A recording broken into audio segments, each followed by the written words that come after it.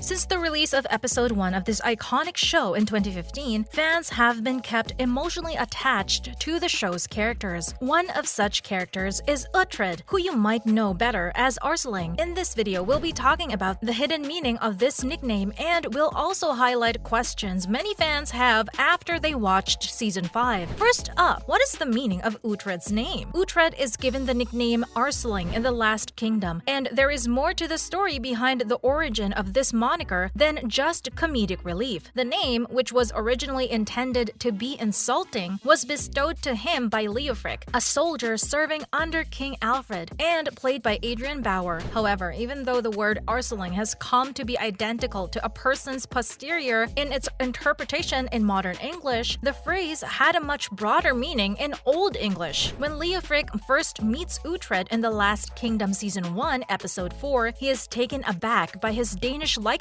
and the placement of his sword, which is on his back. Uhtred is given the name Arseling as a result of this encounter. Because Uhtred is not properly securing the blade, the writers of the show make a conscious decision to call attention to this fact by having Leofric condescendingly use the word. In Middle English, the word Arseling had the humble meaning of backward, as in going in the direction of one's backside. This sense of backward has carried over into modern usage. In The Last Kingdom, the meaning of the moniker Arseling is based on fact, yet it is used for comedic effect throughout the series. While staying faithful to the format of the show, the authors have created an understated historical reference that demonstrates the level of research and respect they have for the show. Now that we have made his nickname clear to you, it's time we talk about all the burning questions that fans have after watching Season 5. Stay tuned. So, will Finan summon the courage to pursue the girl? Edith was a character who split us at first. The Last Kingdom knows how to create a character who you want to like while also despising. The show and the novels have always done a good job of developing complex characters. Alfred, Brida, and Eve Alswyth have all appeared in the series. These characters are divided between wanting to respect and trust Uhtred and not wanting to. Edith is one of those characters who make us wonder about her allegiances at first. She's certainly out for herself, but it is more to keep from reverting to her formal personality as a result of her father's acts. When it comes down to it, Edith supports Uhtred and his troops. She takes precautions to safeguard the youngsters, and that quickly piques Osfert's, Finan's, and others' interest in her. At first glance, there appeared to be a connection between Osfert and Edith. However, the conclusion of The Last Kingdom Season 4 suggests that Finan and Edith will have a relationship. He likes her but lacks the confidence to express his feelings. Will he eventually summon the courage? Will Edith's role in the plot grow when she develops her affections for Finan? You can see they are on the way. Next, is Aleswyth going to die for real? Given what she had done in the previous 3 seasons, it was difficult to feel sorry for Aleswyth at first. Then, just as we were beginning to feel sympathy for her, she did something to remind us of her flaws. However, in the end, it was evident that she simply wished to safeguard Aethelstan to fulfill Alfred's desire. Unfortunately, this is in direct opposition to Aethelhelm's plans. He wants his grandson to reign on the throne after all. As a result, Aethelhelm chose to poison Aleswyth. Aleswyth did not die at the end of the season, but she is on the verge of dying. Everyone believes that Danes have done something to her thus far. Some people may believe she is sick. We do know, however, that she has been poisoned. Will we find out that she died during the Season 5 premiere? Everyone appears to be prepared. It would be insane for her to endure this, given that no one knows what happened and no one knows how to fix it. At the same time, she emphasized that the poison was particularly harmful to youngsters. This suggests that an adult might be able to live. So do you think this is possible? The odds are very slim, but Aleswyth might survive. So how will Aethelhelm's involvement in Aleswyth's poisoning be discovered? When it comes to poisoning, it is difficult to ignore the fact that Aethelhelm appears to be at the top of the court right now. He has the king's ear, and he believes his greatest threat has vanished. As he proceeded down the corridor, eating an apple, he seemed confident in the outcome. Isn't it true that bad deeds always come back to haunt people? Is it possible that his involvement in Aleswyth's poisoning and subsequent death will be discovered? The only way for this to happen is if his daughter or grandson speaks forward. If she was pushed into a corner, his daughter